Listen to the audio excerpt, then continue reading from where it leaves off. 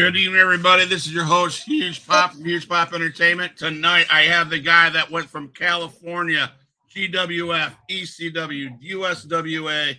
He's wrestled in the 1990s. He is none other than the rugged one, Rodney Price. How you doing, to my friend? And look who we got here, the late comer of Oh, the look who show, showed up, man. Glad, hey, better Rudy late than never. Gonzalez. What's Great. going on, my Thank guys? you for having me, man. Thank you. Thanks for coming Rudy, on. glad to have you, man. Thank you, Rod. Thank you. Thank you. Hey, Rudy, thanks for showing up, man. Man, we did a show last night in Westlaco. Had a sold out show, 300. It was at the Elks Lodge. And so, I mean, we have one ring. We're an indie wrestling promotion, so we have one ring. So we put the ring up right now, and they're going to do training while I come and talk to you guys. Awesome. So, well, the first question I'm going to ask you, I asked your son about this first question. I ask everybody. I want to know what it was like as the rugged one growing up as a kid watching wrestling. What was some of the highlights that you got out of that? It brings me back to summers in Indiana at my grandma and grandpa's house. They lived around Indianapolis area, so AWA was prevalent in that area. And man, I couldn't get enough. And I couldn't watch it with my mom and dad for whatever reason.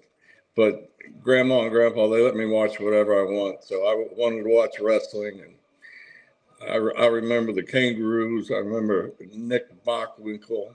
I remember the Bruiser, the Crusher. And, you know, as a kid, I was just like, I was hooked then. And I remember I was probably 6, 7, 8 years old. I remember looking back at my grandpa, and he was just like giving it to him, you know. Nice.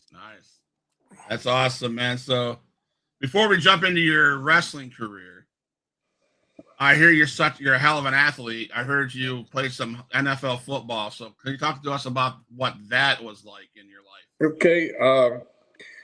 I went to San Bernardino Valley College. I was there for a couple of years. We won a state championship there. We went undefeated. I got scholarship to Long Beach State. And I went there in the spring of '83 and went through spring camp and everything. And it was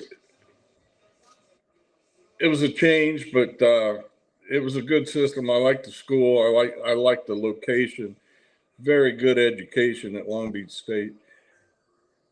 But from spring to fall, they changed. The coach that was there left, and they brought in Mike Shepard. And when Mike Shepard came in, you know, he had his people. It's kind of like changing a booker in wrestling. You know, they've all got their own people. Right. So I was going to be back up to a senior anyway, and I was good with that. I played in college. I played nose tackle. I played defensive end. I played center, both guard positions, and I was a deep snapper. So I was comfortable. You know, it's like the defensive coach was trying to recruit me. The offensive coach wouldn't let me go. So, but in practice, I went both ways on it. Played nose tackle. I played defensive end. I long snap. But when the coaches left and Shepard came in, everything changed. And he brought in his people, and there was I'd been a senior that year, in the following year to take over whatever position they wanted me. I think at that time it was going to be center, but it didn't pan out that way. I ended up getting disgruntled, and I went and played in '83. I went and played semi-pro football, and I played, and then I went to. I ended up at Laverne University, where I can't remember his first name, but his last name was Ortmeyer. In fact, I think I might have been working out and training there. And he came out and talked to me and asked me what was going on. I told him. He said, hang around, don't leave, don't go anywhere. Come to find out, his son was Steve Ortmeyer, was a player personnel at the Raiders at the time. So they called me. I was going to get a look and all this, and I never heard back from him. I talked to his dad again. He goes, I don't know. Something happened at the Raiders with him. I don't know what's going on. I said, all right. And then I get a call from Steve Ortmeyer saying, look, things are not going to work out at the Raiders. You need to go to the Rams. So he got me. In fact, before that, they set me up a pro day at USC, where I went and did all the cones, the 40, and all that. And I had at that time, I had the Packers, the 49ers, the Rams, and the Raiders were there. And they were interested. But somehow I ended up going to the Rams camp. And went through 6 weeks of camp, got cut, got brought back, got cut. I was a practice squad guy. And then I got cut again, and they said, probably won't bring you back. I said, that's fine. So I went and played. In fact, I started dabbling and getting into wrestling then. And then soon, about 2 weeks into training, I get called back. So I had to go back. And by this time, man, I'm all, I've always been stiff through my career, and I blame this part because it's like I go there and I go back to the Chargers, as a matter of fact, is when I went down to San Diego. And they immediately put me on the practice squad, and we were always the scout team. Okay. And man, I went from, trying to work light to all of a sudden I'm getting bashed again. So that light clicked back on. So I hung with the Chargers, got cut, went back and played semi-pro, started training again, and then I got the urge. Well, San Francisco called, said, "Hey, why don't you come up for spring ball? We're at rookie camp and come up." And I had three knee surgeries when I was in San Diego, and I'd lost my step. I knew that. I was 22, I think, and it was like I was slowing down. So what ended up happening, I still got a picture of it today. They took a picture. It was a brutal. We had 2 scrimmage games, and man, it was brutal. I was getting my ass kicked out there, and I finally, the picture I always call it's the crossroad. It's like right then and there is when I decided professional wrestling is the way it's going to go.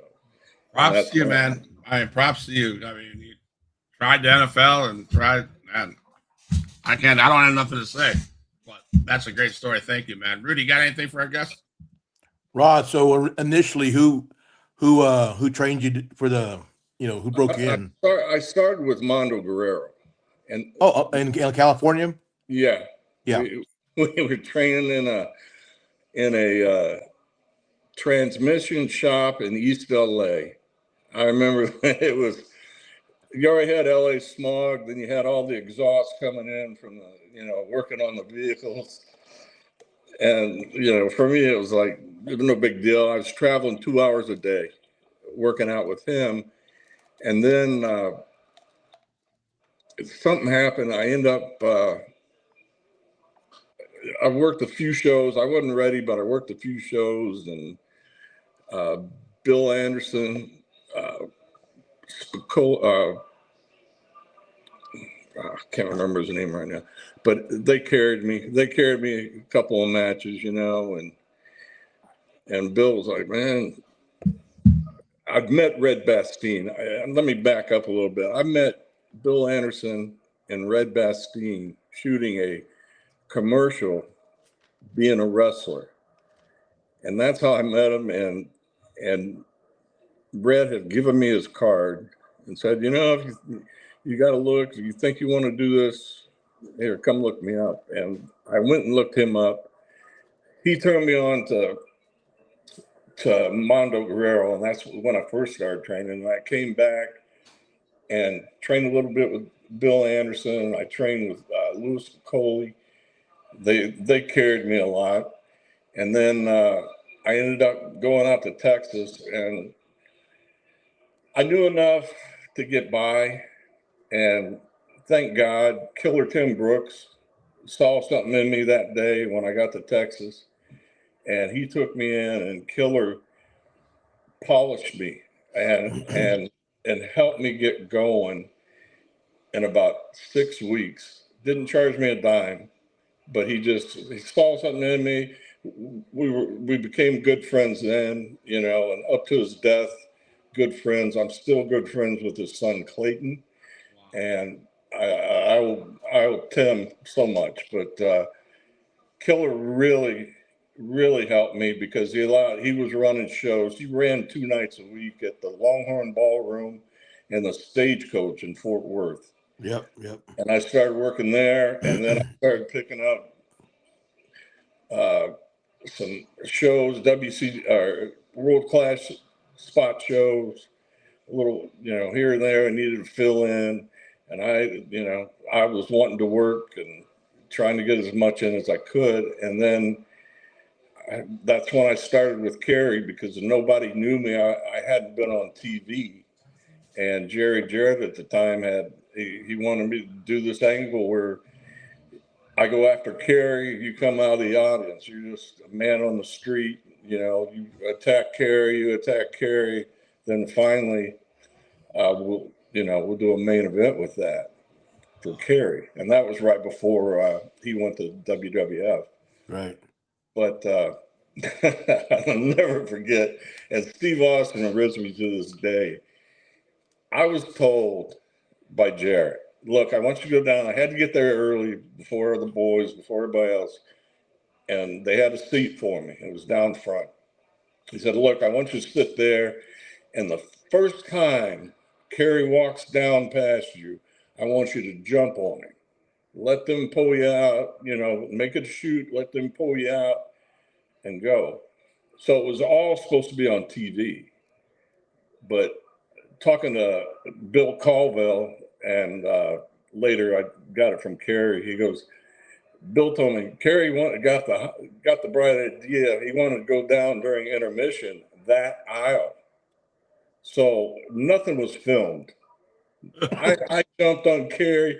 I mean, people were just screaming and yelling. You know, you touching a Kerry Von Erich out of, you know, I'm a nobody, and they were going nuts, and nothing was on film. TV. No film.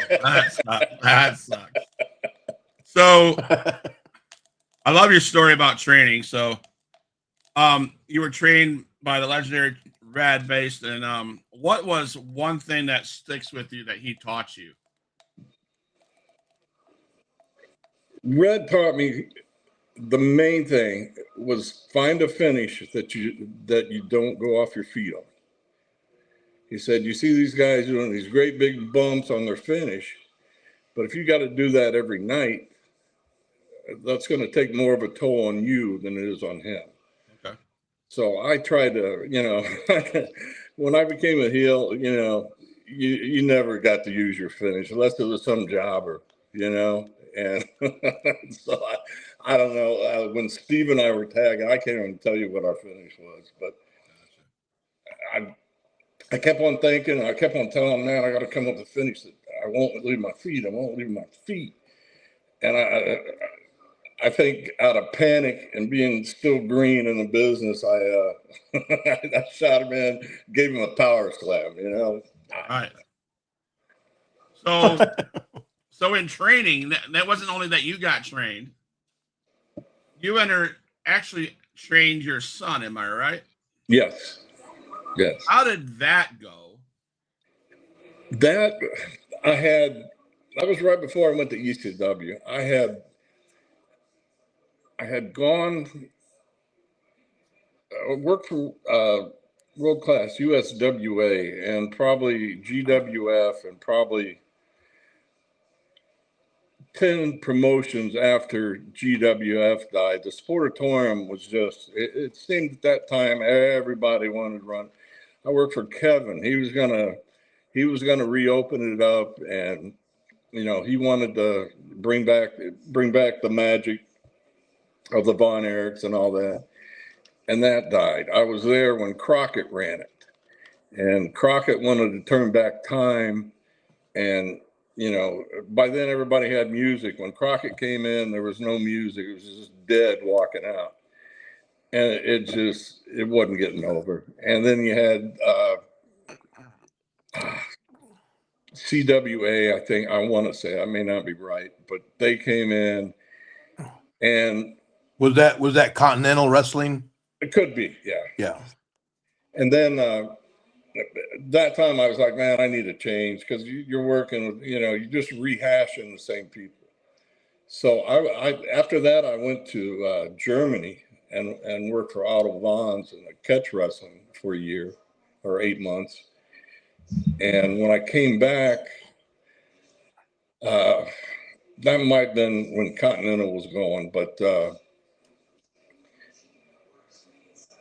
USWA, ECW, and WWF at the time were doing combined shows in Memphis. USWA was the centerfold because it was out of Memphis.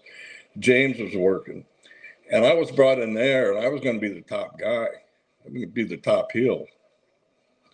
And that thing blew up because there was a lot of shenanigans going on with that, and that's a whole different podcast. But after that, I left and I went to Louisiana, and I was working with a friend of mine, and he had a little promotion. He said, "Man, why don't you promote my shows and run shows and do that?" So I did that for a little bit, and when I was had a ring set up, and we were running our own shows, and I met Rodney and Jazz, and that's when I started training them. And shortly after this kid comes in and says, "Hey man, you're my dad." I'm like, "Really?" It's like, and he started spouting off some things and going back a little bit in time. And I was like, there's something to this. Did a DNA test because, I've been in the business, there's a lot of, didn't want to get worked. And sure enough, Logan from my loins, go figure.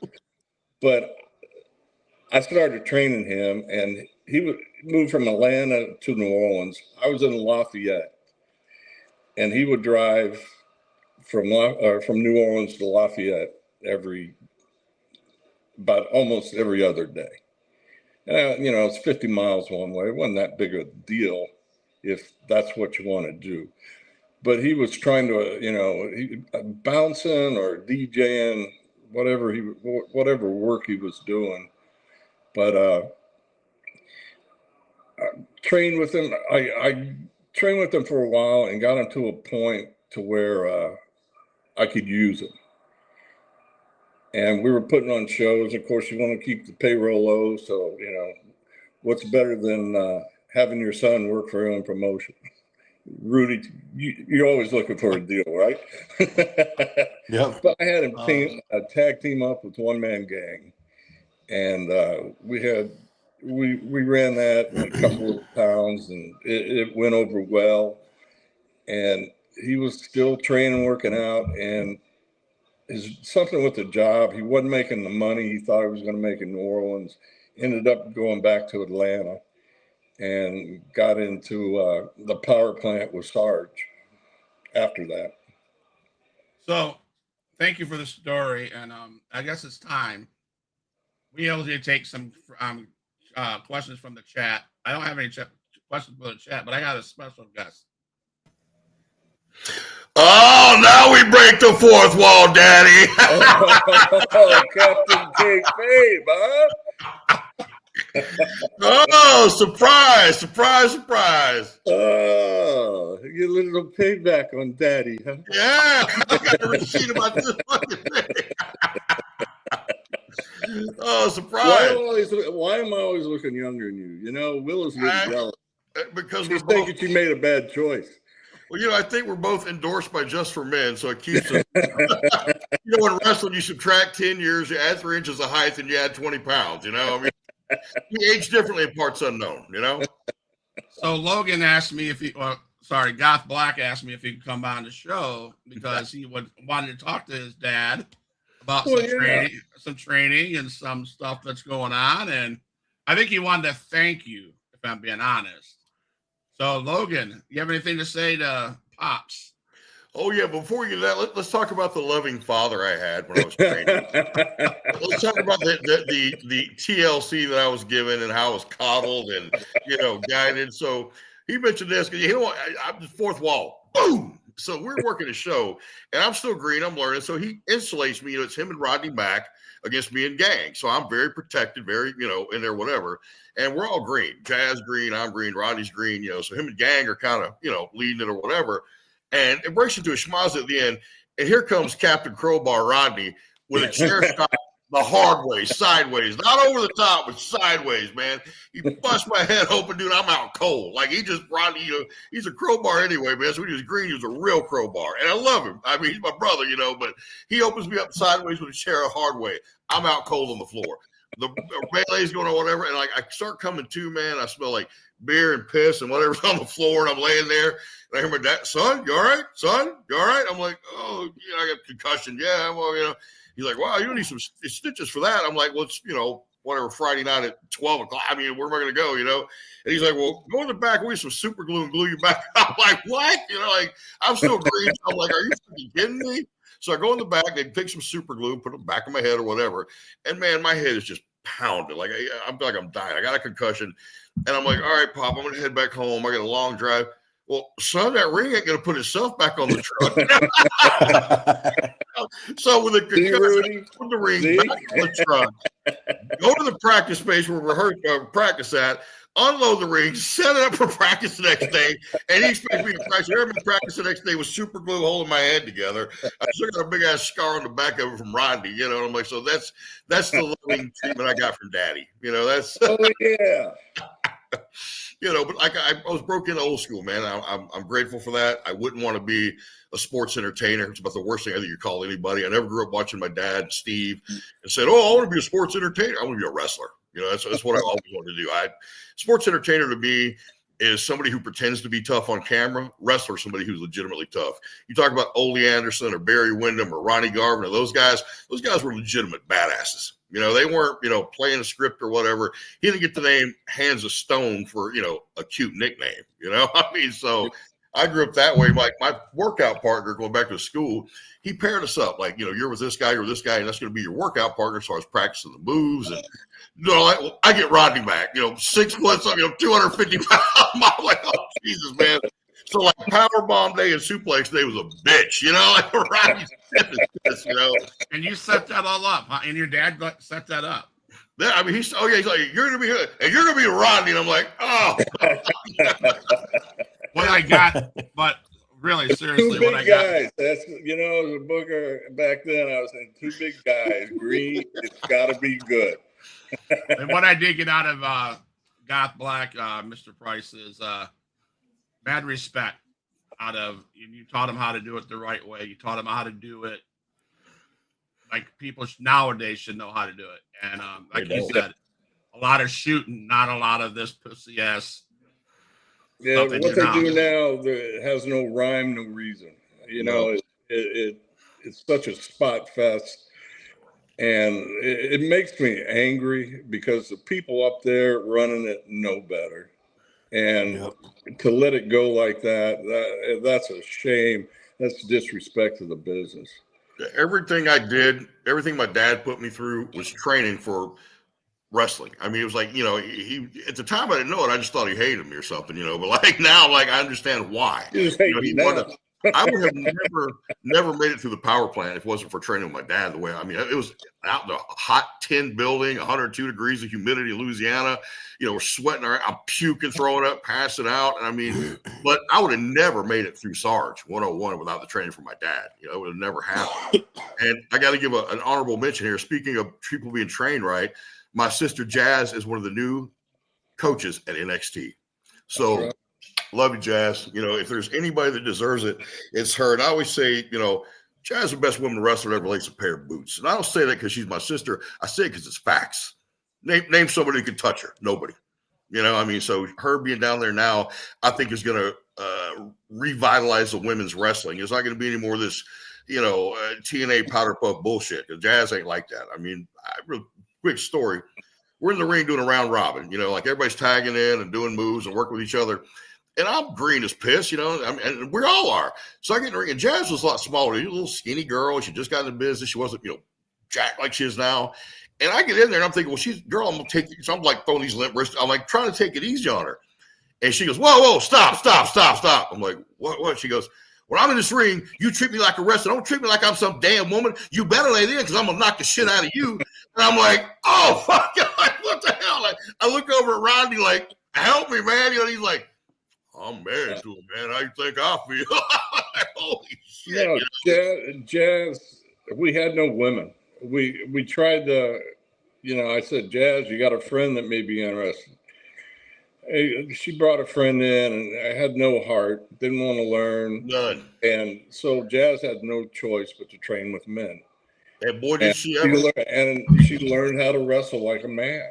She did.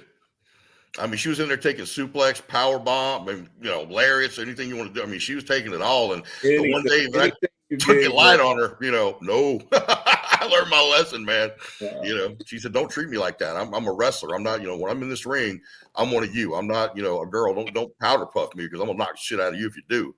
Okay. All right.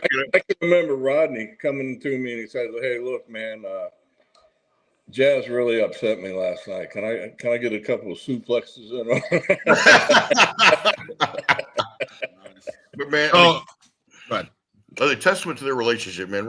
Jazz and Rodney have been together when she was at ECW and he wasn't, and then she was at WWE and he wasn't. He went to WWE, and she went to all these through the years. It's hard enough, man, being married to somebody in the business. I mean, so you got a stay-at-home wife. Hardest thing in the world is to be married to a guy in the business. You talk about a couple that's both in the business. I mean, their relationship is a testimony, man. And I love them. They're my family, but their relationship is inspirational to last this long in this business and have a great family and a great relationship is monumental. I mean, gotta respect that, man. I mean, they're inspirational to me, Right. Jazz is your sister, then. Absolutely. I mean, they're my family. I mean, I broke in with them and, got hard weighed by Rodney, busted my cherry. I mean, so it's family. I mean, we all started off in that hot ass metal building in Louisiana, paying our dues. And, we lifted each other. We were all a little clique. Me, Pop, Rodney, and Jazz were our own little clique. There might have been other students there, whatever, but they weren't part of the clique. It was just, we weren't. Well, you're leaving out Shano. I don't like Shano. Piss on him, He was in the clique, though. He was no, it was after. No, he came later. Like if Ursula he came way after me and Jazz and Rodney. He came way after us. Well, he came. That's when we were in Louisiana. That's when we started the school golf course. When he came. Well, like I said, there's a difference between a wrestler and a sports entertainer. I'm gonna say. So I do my research, like I talked to you off air, and of course, obviously, I talked to your son. Black, Rugged Price. Scott, I don't mean to cut you off, but when we were talking before we got on air and you said family, I was like, oh, I kind of had that wrapped in my mind. I'm sorry. Continue. But I did some research. I did, Mr. Black wasn't the only one I reached out to. Yeah. So I heard there was a guy that is the most over but humble in Texas. How popular would you say Jaden Frost? You're not talking about jamming Richard Jennings, are you? Well, Jaden Frost absent sent me that. So, if that's who it is, that's who it is, man. So, what's your thoughts on this young man? Or I should have beat him up and ran him out of the business 30 years ago when I started training him. Now look at this guy. His ego is like this. He thinks he's drawing. And now I'm going to go run a school for him and work for him. How desperate am I? How desperate you are. I don't know. So I also want to talk to you about, this is pretty cool. One of my favorite topics that I talked with Goth Black is interesting to me. One of my favorites is Stone Cold Steve Austin. So I want to hear what your experience was, Uncle Steve. Uncle Steve. I see him on TV, and that's the rattlesnake, the hardcore son of a bitch. What was your experience with that guy? With Steve, met him at the Sportatorium. Jarrett and Chris Adams thought it'd be a good idea because honestly, we were our chemistry, personalities were very similar, so much, and they put us together, and we started watching tape, and they used it at the Sportatorium. Gary Hart was running. He'd use us. Chris Adams would use us, and Killer Tim Brooks would use us. So we were getting a lot of work, and I worked for Tom Jones in Oklahoma a lot too. And we'd go up there and work. So we stayed busy, but we had a good chemistry together. I've gotten so much heat, like, oh, you work just like Stone Cold. I go, no, truthfully, Stone Cold works like me. There you go. But we were the same. I mean, I love Steve. I'm so happy for him. Nobody's happier for him than me, man. So NWA Texas Heavyweight title, you won that title in 1998, but you're stripped of it because you refused to pay a fine. What's the real story about that? And who was that for? That's for you.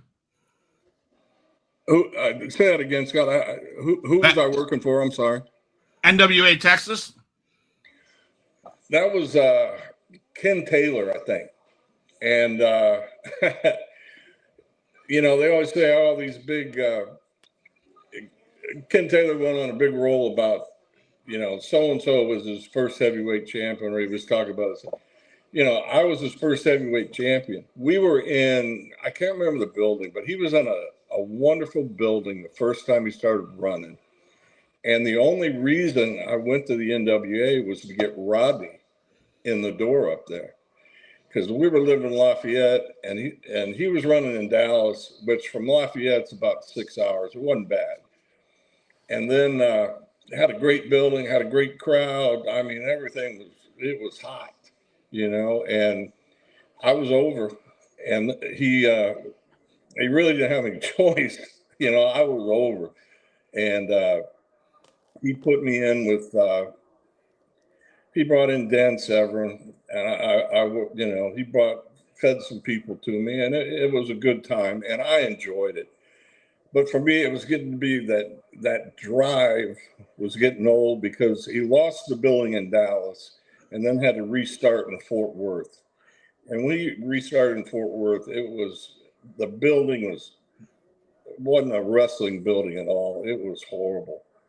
And to restart and redo, plus it was another almost 2 hours drive to get to that building. So Rodney and I would drive up straight, 8 hours, work, get back in the car, stop and get gas, throw something down our throat, would be back Sunday. And by that time I had a full-time job. I was working locally during the week, but I was home every night. Saturdays I had to go to Fort. That's 16 hours, man. I got home Sunday morning, like 7, 8 o'clock in the morning, and I'm dead. So once Rodney got his foot in the door, I said, look, I may be the champ, but I'm done. I didn't tell Ken. I just said, hey, Rodney, you're in the door, run with it. And that's the story. Okay. All right. You see, one thing about the name Price, that equals heat max. I get it. If I had it all to do over again, my last name would be Austin. Let me go ahead and tell you right now. I can sense that. I can sense it, man. I was like, damn. I'll tell you a funny story. Ron Simmons and my dad go way back, all the way to Africa. Was it WCW? You guys were roommates in Africa? Yeah. Right? South Africa. What's that? South Africa. Yeah, right. And so I'm down at deep south of McDonough, Georgia, which was a training facility for WWE before there was NXT. It was before there was Florida Championship Wrestling. This was the Jody Hamilton, the assassin, was running it. Not Steven Regal, but Dave Taylor was one of the trainers. Bill DeMott was one of the trainers. Bill DeMott. But anyway, so I'm down there, I get the heat, man. Like, well, you're not hiring me, anyway. So we went over on my podcast my feelings about Bill and why, But so we're down there and they're having this show and like Malenko's down there, Benoit's down there, Ron is down there. Like it's like one of those shows where everybody's down at Deep South, watching or whatever and talking and everything. So I get a match against, they're like, okay, we go out there and, you go out there and, work this guy named Mike Mizanin, I'm like, okay, Mike Mizanin, The Miz, and this is before he, down there and he's walking around like he's a superstar already because of MTV, like he walked up to me and Gangrel first day there is like, hi, I'm Mike Mizanin from MTV Road Rules and MTV and Gangrel goes, get the fuck, I don't give a fuck about your resume. Get the fuck out of my face. I was just like, he was just that guy. So Jody's like, all right, you guys go out there, like 2-minute match, Miz, he's going to come from behind and get on you. You take a beat down for a minute. You're going to make the big baby face come back, piss and vinegar, 1 minute heat on him, hit the finish, 1, 2, 3, boom. All right, I'm already putting this asshole over, and I'm like, okay, all right, whatever. So we go out there, man, and I come from behind, he's taking off his robe, and he fires up like Terry fucking Von Erich. Like, no soul my shit, just, so this 2-minute match turned into 12 minutes of me kicking the shit out of him, He tries to go up and wrap, I'm pulling back down. I mean, I'm beating his ass, fuck you, And like everybody's like, what the hell is going on? I'm like, this guy's been in the business for a cup of coffee. At this point, I've been in the business 15 years, piss on you, And, we beat him, I throw him in the ring. I'm like, duck the clothesline, hit your shitty finish, And he hit his finish, 1, 2, 3. I stood right up, no soul, and walked back. Jody's back there, fucking just steam coming out his ears, Get in here, and he pulls me in the office. What the hell are you doing? I said, Jody, you saw what happened. He's like, I know, I'm about to chew his ass too, believe me. He's like, but this asshole's under contract. Vince thinks he's going to be a star, which he wound up being. So, he's like, he's under contract. You're developmental. You jumping in my ass or whatever. So he's like, I'm going to chew his ass too and blah, blah, blah. And so I go out there. I'm kind of sitting there with a whipped dog look. And Ron Simmons walks over. Hey, man, what the hell happened out there? I said, Ron, you saw what happened. I said, he's supposed to sell for me for a minute. He no sold. And, talked to Melissa, gave him a receipt. And Ron kind of laughed. He said, Jody got in your ass because he had to, right? Jody would have done the same damn thing. I'd have done the same damn thing. He's like, he got in your ass in his office. He had to get in your ass. I said, I understand that. He said, looked at me and said, man, the apple don't fall far from the tree, does it? I'm like, Ron. And, he said, I'll never forget. He said, but let me tell you something, kid. You did the right thing. You did the right thing. I said, okay, Ron. He said, you know why? I'm like, well, I can guess. He's like, let me tell you why you did the right thing. Ain't a motherfucker in this room ever no sell your shit again. True to form, man. Like Ron was like, you did the right, no, man, let's go have a cigar. You did the right thing. Fuck it. So it was just like, like I said, old school, man. I mean, for my pop, like when I broke in, man, you had to earn it, man. I mean, I puked, I passed out. I mean, all the shit I paid my dues driving, like my dad said, hours over Lake Pontchartrain to train, going to work, getting 2 hours of sleep. I mean, and then I get this kid coming in because he's been on MTV reality thinking he's going to, like I say, to his credit, I mean, look at him, man, whatever. But when he's down there, he's brand new in the business. He's walking around like he's cock of the walk. You ain't earned that, man. And nobody liked him. Bradshaw made him get dressed in a broom closet. When he was there forever, like he wasn't even allowed to get dressed in the locker room. How much heat he had, when he first got there. So, just like, Ron's like, you did the right thing. So you just like your daddy, man. You just like your daddy. Nice. All right. I'll take that, Yeah. So, Rodney, man, you had some feuds, right? You had some feuds against Tommy Dreamer, New Jack, and Rob Van Dam. Yes. What of those feuds do you remember the most? And what style do you work better with?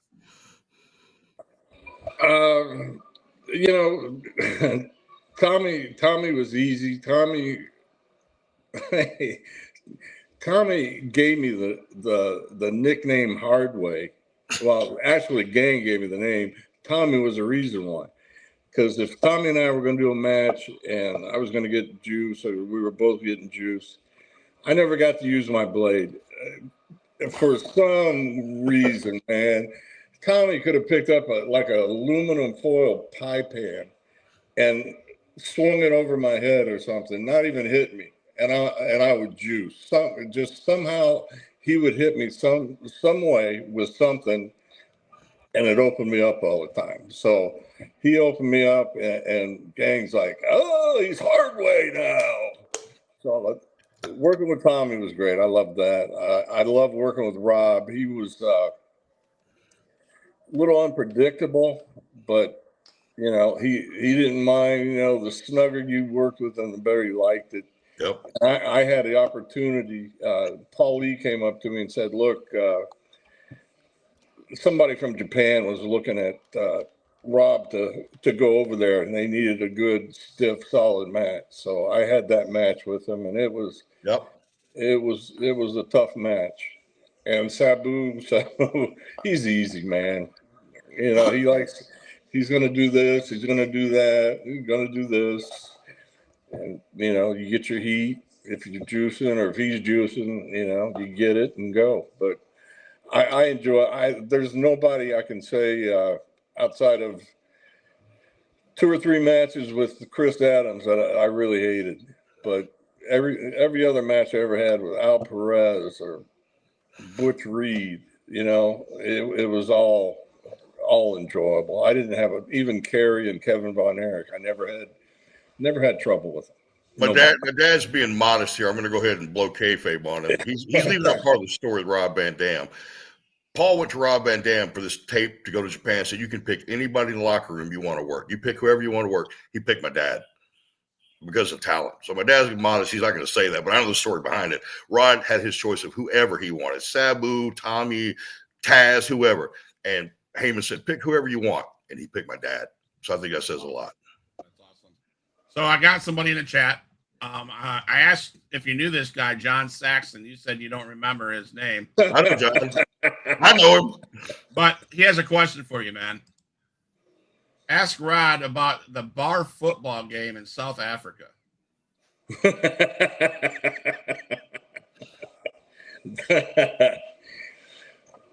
We had a lot of time off, and we were at Sun City, I think. Nice resort. And they had a bunch of rugby players there at the time. And we were sitting in the bar. Of course, beer's always involved with great decisions. And I got the idea because these rugby players, they were getting hammered. We were getting hammered.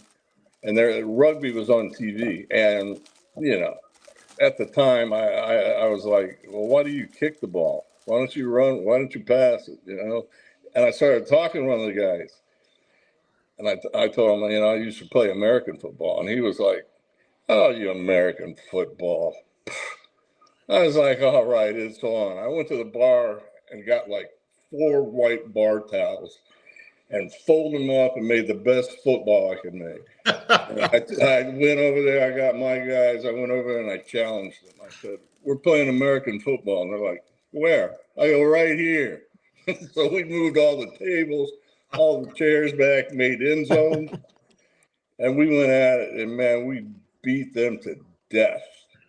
I mean, physically, with the score, we pounded those.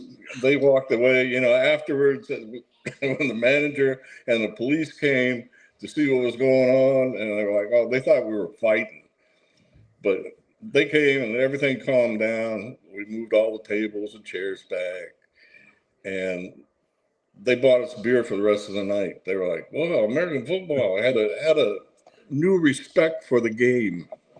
Ask my dad the story about Devon Dudley and the rubber snake.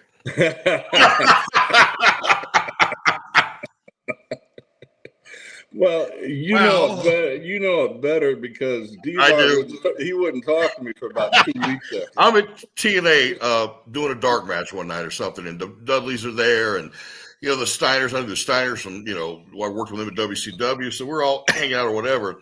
And I'm talking to Bubba Ray and Devon because my dad worked with them at ECW, and talking, hanging out, and all this stuff. And Devon comes in, man, let me tell you a story about your damn daddy. I'm like, okay. He said they were in I think it might have been Florida, I don't know, some hotel, Holly, like way up on the top floor, like way up there, Yeah. And Pop had got like a rubber snake because Devon is deathly afraid of snakes. Devon said, man, I'm a black man from New York. I ain't never seen no damn snake in real life. He's petrified of them. So my dad puts this rubber snake around like the plant on the balcony, the plastic, like wraps it around there, whatever. And they put Devon out on the balcony and they lock him out there. He's like, all right, guys, very funny, whatever. And they're like pointing and he like looks over And Devon he's like, man, I was screaming like a bitch. He's like, over there, goddamn. He's not beating on the door. He's like, I was so pissed. He's like, I didn't talk to your dad for like 2 weeks, man. He's like, I was so pissed off. He's like, I was about ready to jump. I was literally about ready to jump off the balcony. And he said, until he's like, no, it ain't real, or whatever. And he's like, man, fuck your dad. He said, your dad goes, come on, Devon. No, fuck you, Rod. Fuck you, Rod. I ain't talking for 2 weeks over that. He said, man, I'm about pissed myself. I'm ready to jump off this balcony because I thought that rubber snake was real. Nice. Well, Jack Victory had a lot of part in that too. So Yeah, I heard. Kind of co-conspiracy. John Saxon says Rod was some of the smoothest matches I've ever had. So that's a compliment. Absolutely. I worked with John a lot, and we had a lot of good matches, man. A lot of good times in Homa, a lot of good times in Morgan City, Cutoff, Galliano. Had a wonderful card. I mean, we used Gang. Gang was on there all the time. It was a good time. John, I appreciate John. I respect him so much, and as a worker, he was a good worker, man. Right now, so he's in a promotion over here in Panama City, XIW Extreme Impact Wrestling, and he's one of those guys that is a thorn in my side, and he's a heel manager, and he does a damn good job at being a heel manager. But we call him Papa Smurf because he comes out in this freaking stupid looking blue jumpsuit with a whistle. So no, John and I go way back. We go to That's perfect. Perfect. I'm going to see him on the 21st in Panama City at Paying as a Price. So that's where. So John and I know you remember that story about Gang? That time he was booked on a show. I'm sure once you'll remember it. Gang was booked on a show. My dad was booking, I think it was casinos in Mississippi or so. I can't, just foggy, but we were doing a show. And Gang was on the show. And my dad had, brought in some younger talent, give him a chance or whatever. And we're sitting there in the back, and Gang walks in, and this kid was like 5'9", 160 pounds, whatever, high flyer kid, goes up to Gang. He said, "Hey man, I'm working tonight. So how about we start off and I'll springboard off the ropes into a reverse Frankenstein or to a tornado DDT." And Gang's looking at us like, you ribbing me, right? Like he's looking around like you're ribbing, like it's a joke. And we're just like, no, like I don't know where it's coming from. And this kid goes on for 10 minutes of the most stupid shit you ever heard in your life. And he looks at Gang and he says, "Well, what do you think, man?" And Gang goes, "Yeah, we could do that. Oh, you know what? I know what we can do. I'm just gonna beat the fuck out of you for 15 minutes," and walked off. And the kid was like, "Is he ribbing me?" I'm like, "No, you're gonna die. You're gonna die. You're gonna go back." You remember that, Pop? Yeah, I remember that. I remember that Gang story. I also remember a young child of mine asking Gang for either an autograph or a picture. It might have been both. I was green to the grass, man, and like my first match ever. And Gang's my partner, like being a mark for the business so I could walk. Like Gang is like, I'm tagging with one man freaking Gang. So I'm green as piss. I don't know how the business works. I'm trying to learn stuff. So he goes back in the locker room. I'm like, "Sir, a pleasure to meet you. I'm so honored to be tagging." Gang. He's like, "Oh, no problem." I look at him and said, "Can I get a picture of you, the autograph?" And my dad's like, "Fucking Mark," So I learned really quick about how the business works, man. He just like look on his face. Thought it was a rib.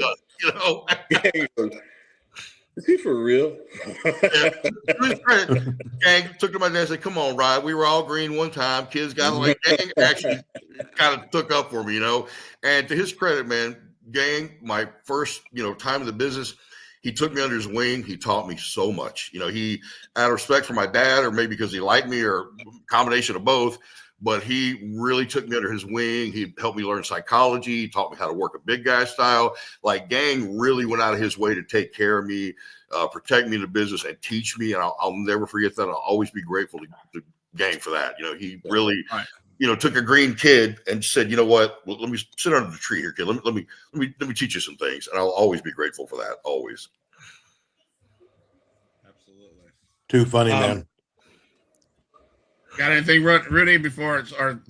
No, man. I'm just enjoying the stories. Absolutely. So that's old school wrestling right there. Let's talk about ECW, man. What was the most memorable? From what I watched in the ECW, the crowds and the chaos that all ensued with every single damn event that ECW put on. What was one of your most memorable ECW crowd interactions out in Philly? The Philly, you know, that, that bingo hall, Viking Hall. What a place, man. What a crowd. They just, Dreamer told me, you know, he said, man, when we first began, we had to get people in here. We had to give away beer and hot dogs to get people to come in. Yep. And I mean, that's how they built that crowd. And they sold that style of wrestling to that home base. And from there, it caught fire, man. And we, it was, you know, Philly crowd. If somebody missed a spot, you know, you effed up. they let you know. They let you know. Or if you were doing like an old school spot, the crowd would call the spot. You know, if you got him to tackle, he's being drop down, get it again. So remember the chant of Francine? She's a crack whore. ECW is something else, man. They were brutal. And they still, in testimony, they still chant ECW today. That tells you what an impression it made. It was lightning in a bottle, never to be recreated, duplicated, and just, you know, watching my dad wrestle there, watching those guys and just being blown away. You know, like I said, they still chant the name today. That says something, you know, that they're still out there, you know, chanting that name. When somebody does a high spot or goes to a table off a ladder, they don't chant, you know, WWE. They chant ECW every time, you know. One of my favorite memories, and Jack Victor will probably disagree, but it was pay-per-view November to Remember, and we were in, I think, at Lakefront Arena in New Orleans. Lakefront. And the finish was Jack was going to take a DDT from Jake the Snake, and something happened. Jack slipped or something. He broke his leg out there. And I'm watching with Paul Lee, and I'm like, Jack's hurt. And Paulie's like, no way, man. Jack's way tougher than that. He can't be. I said, Jack's hurt or he would be up. I mean, the finish is coming in. He's like, oh, man. I go, let me run in there, and I'll take the DDT from Jake. He's like, go. So here I come. I run in. I think I threw a punch at Jake, and Jake knew and hit me with the DDT. But Jake wasn't surprised at all. You know, Jake was such a pro. You know, he knew something was up, and he didn't miss a beat because, you know, I think I'm trying to give Morse code with blinking with my eyes, but he knew Jack was hurt. And that crowd, I don't know, they were crazy. They went nuts.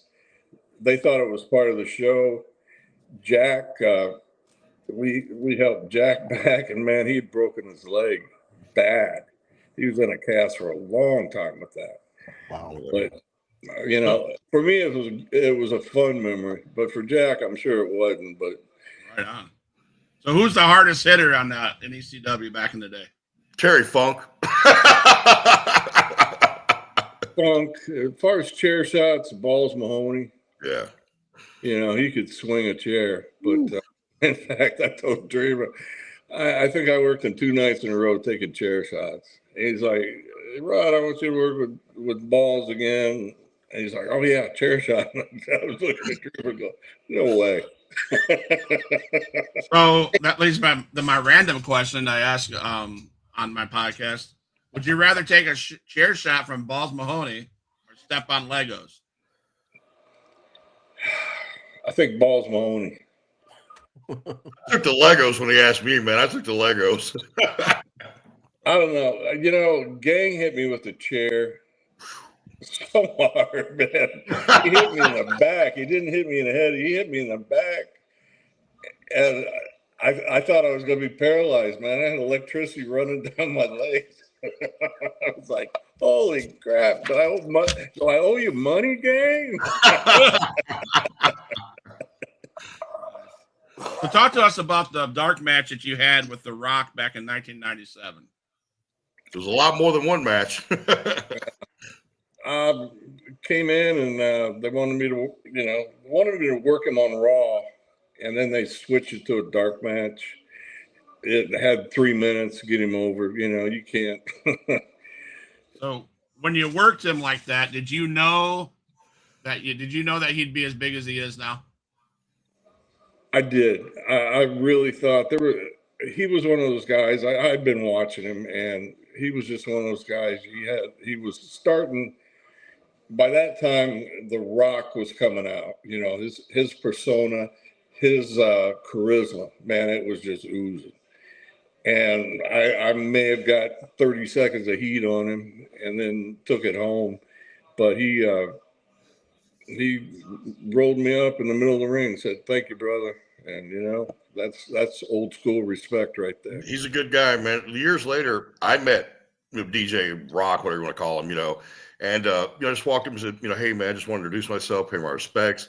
I'm Logan Price." And I said, "My dad." He's like, "Who's your dad?" I said, "Rod Price." He's like, "Son of a bitch, really?" And I'm like, "Yeah, it's my dad." He's like, "Man, he was like, tell your father." I said, "Hello, please give him my best." Man, he said, "Your dad helped me out a lot in the beginning, man. I'll never forget that. I'll always be grateful." Like, such a nice guy, Awesome. And I said, "Man, thanks, DJ. I really appreciate that." But man, your dad's a class act, man. He helped me when I was green, and I wouldn't have learned what I learned if it wasn't for him. I'll forever be grateful for him working with me like that. And I thought that was really cool, man. That's how humble and cool he really is, Awesome. Right. He immediately, as soon as I said Logan Price, Rod's my dad, he knew exactly, So another thing from John Saxon. John says, "I saw Rod break a metal chair on Amos Moses after some heat over the ring." Does that ring a bell? Yeah. In fact, that's why we moved from Lafayette to Slidell, Louisiana. Well, that's why we moved. He says that's why. We moved. Well, ECW was in between there, but I was using Amos's ring, and I told him, "Look, I want to buy the ring from you." So, I'm giving him money, and I gave him $300 one night, and then that was like on a Friday night. We were in a casino, Marksville, Louisiana casino. And Saturday or Sunday, when we went to train, he had picked up the ring and sold it to somebody else. I was like, okay, I couldn't do anything about it then. Had to eat a lot of money or lose a lot of money because lost students, but it was like, okay. And lo and behold, we get booked in Cutoff, Louisiana. And he said, "Oh, you're working Amos Moses." And I said, "Absolutely." Receipt. And there was a bottle in the ring. And he was like thinking, "Oh man, Amos you could see the fear on his face. He thought I was going to crack him at the bottle." And I was like, "Oh no," rolled it out. I picked up a chair and I swung like Mark McGuire, man. I swung with everything I had, cracked him with it, broke the chair, but a little payback for sure. You wonder where I get it from, right? Yeah. Now I know. I'll tell guys, man, like when I'm working, I'm like, "Hey man, I'm gonna go ahead and apologize now because I work snug as give it back." I expect to get what I give, but seeing the leg slapping bullshit, the limp wristed clotheslines, man, I can't do that. I tell guys, man, I'd rather have you lay it in and make it look like piss. When I was at WCW, I worked mean, Haku, whatever you call him the first time. I was petrified. That guy's the baddest guy ever in the business, and he just told me, he said, "Brother, lay it in. Don't give me no pussy shit. Lay it in." I'm like, okay. And I went out there, man, and he laid it in, brother. Let me tell you, I knew he was there. But I gave it back to him, man. We got backstage and he had respect. He gave me the rub, like told Sarge, I work him anytime, brother. I'm still great friends with him to this day. We talk like shit every couple of weeks, and I always thank him for not killing me, because I could do what he wanted to, Well, that's always a wise thing. Yeah, he just told me, he said, "Man, you always show everybody respect, and I see that." He's in catering. I'd be like, "How are you, sir?" Get the fuck away from him, See you, sir. And he just, he told me, he said, "I see how you treat people. You respect everybody. You thank everybody." He said that goes a long way with me. And he told me, I'll never forget this. He told me this, and that's like my moniker, my catchphrase, whatever you call it. He's in a thick Samoan accent. "Brother, let me tell you something. Respect in this business is earned. It's not given. Yes, sir. Earning respect very hard. He said, being taught respect be very painful. I was like, you got it, boss, So I learned that early on. Well, that's what's wrong with the business now. There's Oh, man, don't get me started. It's like Sarge, that's one thing I'm glad I was brought in old school. Like my dad, old school Sarge, my dad trained by Red Bastien, Sarge trained by Jody Hamilton. I mean, it's that family tree, of where you were and who trained you and everything else, man. And I'm so glad that I got in when I did and was able to do what I do. Because now, man, guys don't ride. If they ride with each other, they're like this on their phone or Nintendo or whatever. And when I was in the car, guys, I was ears open taking notes. I mean, learning. And that's back then. It's not that way anymore. Like but they call it busy be married to a guy, so to speak. You'd be working him for the entire 3 or 4 months. You work with one guy every night, every other night. You're married up to him as a veteran or something. You learn. And these kids today, man, they just they think, oh, I'm in the locker room with Bobby Eaton. I'm just as big a star as he. No, you're not. No, you're not. Or they think they're equal. They haven't earned it. They, and that's millennials in general, man. I'm going to say it. I mean, it isn't wrestling or whatever. It's that sense of self-entitlement, and that's in the wrestling business. It's been allowed to happen. Like guys wearing. One thing I hate is guys wearing tennis shoes and jogging pants in the ring, street gear in the ring. I mean, like Sarge used to say, if you're dressed like you're sitting in the crowd, maybe that's where you should be. And I just always let your gimmick calls for you to be a, hillbilly Jim wearing overalls or whatever. Guys out there in like tennis shoes and jogging pants. I think that shit's on the business, man. I think it makes it look like a bunch of asshole yardies. My opinion. Scott, can we? You got a moot button for Logan? Nuclear heat, baby, nuclear heat. So John said he did a radio show years ago and JBL was on it. They always say heels don't draw money, but JBL said Rod was a heel that drew money at the Sportatorium in Dallas. So you are well known, and you put up, I mean, I think your son said it, respect. You give respect to the business, you get respect to the business. And absolutely, one thing I've learned from your son, and I've learned from you here just recently, and I talk to Rudy about this all the time, back in the day, from what I'm not a pro wrestler. I don't ever think I'll never be in the ring, but I know the business through the podcast, and I love talking to legends and old school people like you guys, because the one thing they say is the same thing you guys have said. You get the respect if you give the respect. It's a simple philosophy. Yeah, nobody has psychology anymore. It's high spot after high spot. I remember heard an interview one time with Shawn Michaels. I'll never forget. And Rudy obviously knows Shawn very well, and they're 18 super kicks in a match, and obviously they got a lot of your stuff. What do you think about that? I remember Shawn said, "Yeah, they throw 14 super kicks in a match, and the guy kicks out on one." He said, "I did it one time, and they never kicked out." Right. There you go. So you went to Germany and Japan. So that style of wrestling, that style of wrestling over there is different than over here, I presume. So what was the biggest difference that you had to do after you leaving Japan to come back to the States? I guess loosen up a little bit. I mean, I worked snug. I never hurt anybody. I never hit anybody in the face. I just worked tight. Really? And Al Perez used to, I knew how to work a light. I don't know. With Al, he would teach me, it's like, you barely feel each other there and all that. And I stiffed him for, 2 or 3 weeks.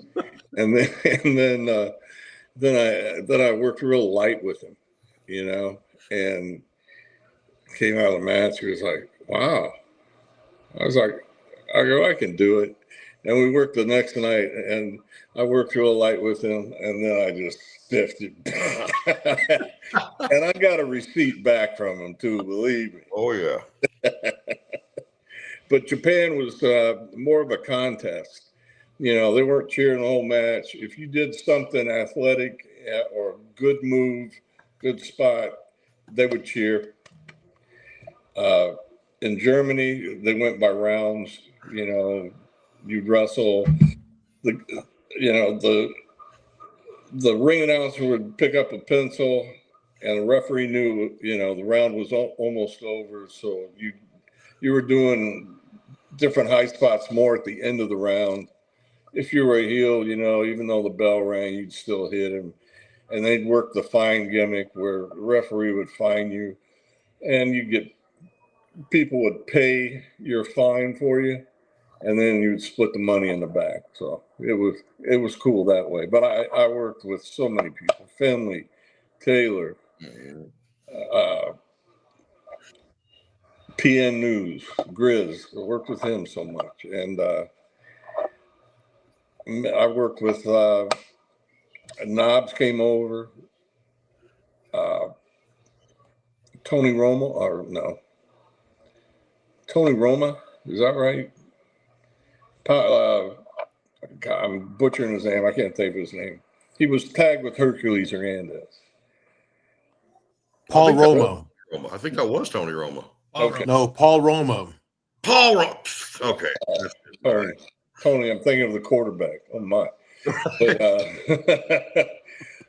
but Paul came over. I didn't work with him. I was like his manager. He had a match with one of their top baby faces over there. It might have been Franzel or Tony St. Clair, but worked as a manager, just selling everything, and had a good time.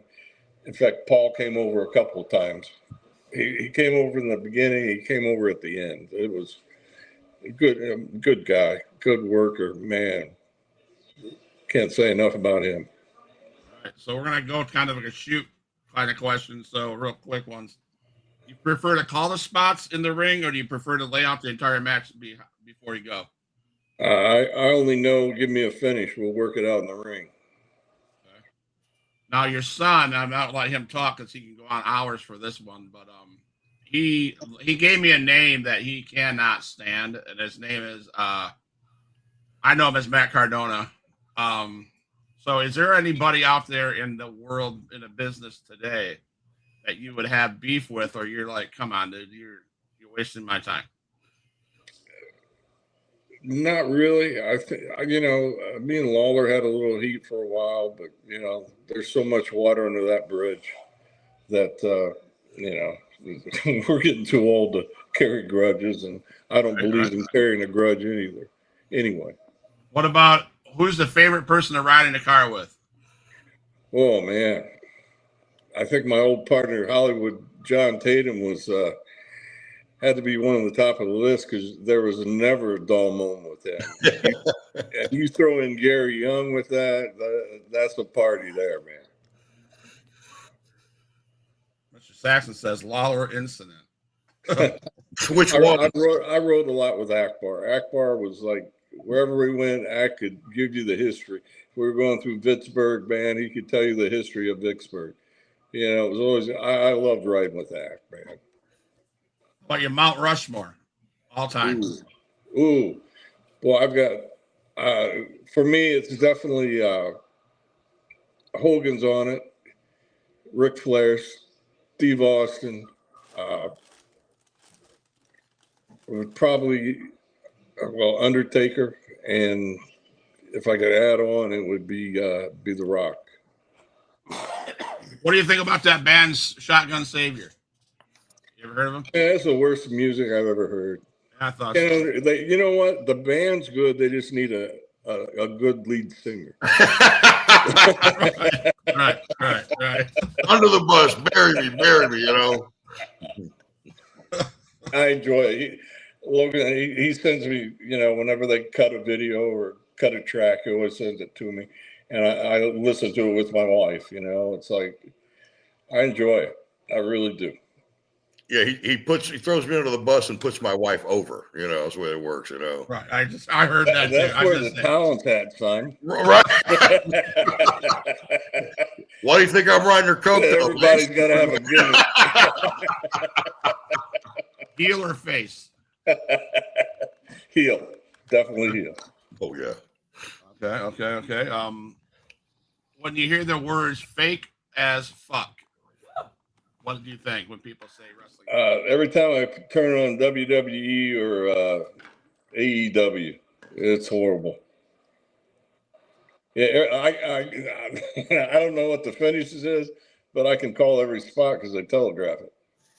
It's like they're, like the old dance cards where you put down feet, and that's what they're following. There's no smoothness. There's no motion with it. There's no ad lib. You can totally read the script. And they've got talented people, man. I mean, Yeah, the athletes, they are talented. It's just the chains on them, man. I mean, the guys from Japan, Shinsuke Nakamura came over there. Shinsuke's phenomenal. Gets over here, they put the chains on him. We love what you do.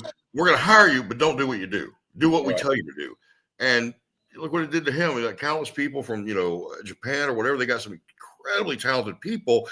Take the chains off of them, man. Let them call it in the ring. Stop choreographing out let them do what they do. Let them do what you brought them there for, Well, it would help if they do house shows. Yeah, they don't hardly do those anymore at all, Nope, they don't. And that makes me That's mad. where you learn. They used to come over here to Pensacola and do a Road to WrestleMania house show. They don't do that anymore. They don't do any of that. Right. Yeah. I mean, since TKO took over, we don't get any of that. And then the prices to WrestleMania are like $1,000. Oh, man. Let's stop letting the boys learn the craft, and we'll just raise our prices on the views. I always thought that they need to. The writers are all soap opera writers, man. Guys that wrote, white trash TV soap operas. Let some of the boys that are retired, Dusty used to write stuff all the time, man. The guys that are the veterans that understand the business, not some guy that wrote for the young and the restless. That's where I think is a big part. You need to have the boys being the writers, not guys that did soap operas and sitcoms. Well, my problem with that is I don't think they could follow it. If you told outside of a few, here's your finish, call it in the ring, they wouldn't. They'd be lost. Yeah. I mean, I see guys now choreographing stuff out, man. They'll send emails to each other a week before the show, planning out the match, and it's just like, wow, Toughest opponent. Oh, man. I wrestled Jim Powers. I think he was one of the toughest guys that I ever wrestled, just because he was so strong, man. He was a phenomenal athlete.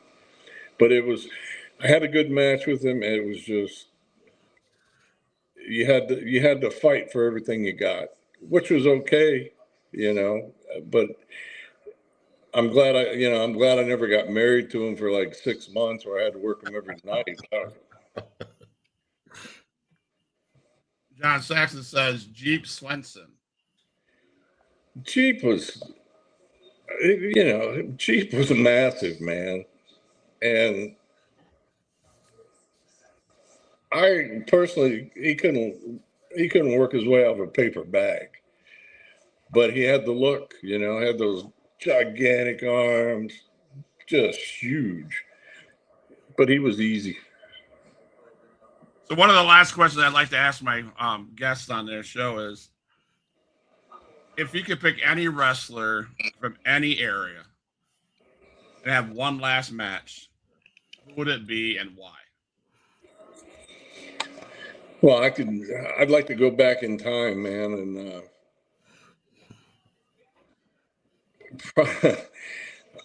I would love to work Nick Bockwinkel. I mean, he was a phenomenal athlete. I know he got heat with the boys, but as far as when he was working, absolutely, he's one of my top guys. Probably Gorgeous George, just because it would have been such an easy match because he was so over. So back in the day, and plus, back then you could do a headlock for 30 minutes. So Gorgeous George, were you back when you were a California stud? Is that when you would have done that or not? Say that again. I'm sorry. So when you were a California stud, back when you first started, who were some of the people you wrestled back then? I wrestled under one. I came out and they said, "What's your name?" And me being the genius I was back then in green, I said, I'm a California stud. So Gary Hart told me, look, we're gonna use the California stud, but we're gonna name you Rugged Rod. You're Rugged Rod Price from here on out. The California stud. So under that banner, I wrestled everybody as Rugged Rod, but I was the California stud in the introductions. I mean, that was a pretty good advertisement that Rudy Gonzalez has, the rugged stud, the rugged Rod. Yeah, Price. like, you did the graphics, Rudy. Yeah, on that one, I will not claim that. I will not claim that at all. Hey, I did it. I did like it. I like it. I mean, Yeah, I've been Sure. experimenting with AI, so I just put some stuff together real quick, That's cool. and I liked it. I mean, I like it. I liked it. I'll tell you right now, Rudy and I, man, I was scrolling on Facebook, and I seen something you posted, and I just sent him a message, probably at like 11 o'clock. I'm like, my wife said, you shouldn't message people that late. I'm like, whatever, dude, I don't care. And I messaged him, and we ended up starting talking, and he shared me part of his career, and I was like, this dude, I need somebody to do a show on Mondays. He goes, I'll do it, and we've been doing it ever since. So Awesome. Rudy, man, he's been a blessing to this to our podcast and stuff like that. Great. That's great, man. My last question I have for you, sir, is if you had to give advice to the up and coming, or go back and give advice to Goth Black, what would it be? Both. What would that key piece of advice be to those that want to get into business? Play the game more. Wrestling's about that much of the business, and there's so much that goes on behind the scenes. And I was never ever a suck up. I didn't, I wasn't gonna kiss your butt to be in your clique. That's just not the way I was. But I could have handled business a lot better if I had a better attitude, at a young age. But to go back and tell my young son, play the game better. All right. So I'm not real good at kissing ass or politicking either. It runs in the genes, man. I just I want to say something really quick. I'm going to put my dad on the spot here because that's what we do. Yeah. But I can say this: throughout my entire career, everybody I've ever met, from Tommy Dreamer to Undertaker to Rob Van Dam to you name it, everybody I've ever met, The Rock, has always said the same thing. Man, your dad's one of the best workers ever laced a pair of boots. But the thing that really, they talk about how good he's in the ring, but they said, man, and you know what? If there was ever one of the boys, it's your dad. Like, that to me means so much. They always compliment his talent, but they always say, man, he's one of the boys. He's a man's man. He's one of the boys. And that's from Triple H on down. I've heard it from all of them, and that just, that always meant a lot to me, and people always ask me, they're like, my dad is my hero. I mean, pretty obvious, and, I get these podcasts where they say, man, your heyday and your dad's heyday, if you were facing each other, my dad kicked my ass, I was like, he's just that good, man. I accepted a long time ago. I'll never be the worker my dad is. He's just that good. It's just reality. But I always say, if I could be half the man he is, then I truly will have accomplished something, I'm very proud of you, son. I love you so much. Love you too, Pop. Yeah, I tell you, man. I lost my dad in November. And oh man, I'm sorry. Sorry, man. No. Just to hearing you guys say that, Logan, I'm gonna call you Logan, man. Logan, just because when you said that means a lot to me, and unfortunately, you don't see that you don't see people recognizing their father as much as we should. I mean, he's my hero, man. Inside the ring, yes. Outside of the ring, he's my hero. Always has been. So when I'm telling you the truth, Rodney, when Goth Black heard that you're going to be on the show, he says, "Some bitch." He goes, "I'm going to be on that show." He goes, "I'll wait 10 minutes in the waiting room, but bring me on because I got things to say." And True to form, he had everything to say. That's what I love about the podcast. That on Monday night, it's such a blessing, man. Like I said, I kind of had it in the back of my mind when you said, "Boy, I talked to family." I researched Google. I was like, I was almost going to ask you, Scott, did you call Logan? So I'm going to close the show. Please don't go anywhere. The song's going to play, but I want to talk to you guys off camera. Sure. Before. And I love that song. That song is awesome. Thank you. I was going to say, it sounds familiar. I couldn't figure it out, right? So, Huge Pop Entertainment, Rudy Boy Gonzalez, thank you for being my partner in crime. I can't say it enough. Thank you, Rudy. Goth Black, man, thanks for making that special appearance. My honor, my privilege. Anytime I can steal heat from my daddy, I'm gonna do it, man. And he taught me well. Ultimately, Rugged Rodney Price, man, thank you for taking time out of your busy schedule. Thank you, Rudy. The stories. Like I told Goth on Wednesday, you got to come back on because I didn't even touch half of the questions I wanted to touch. So I'd love to have you back on the show a few months down the road. Let's work something out. So, but it's been a pleasure, you guys. Thank you. But we are Huge Pop Entertainment, and we're out.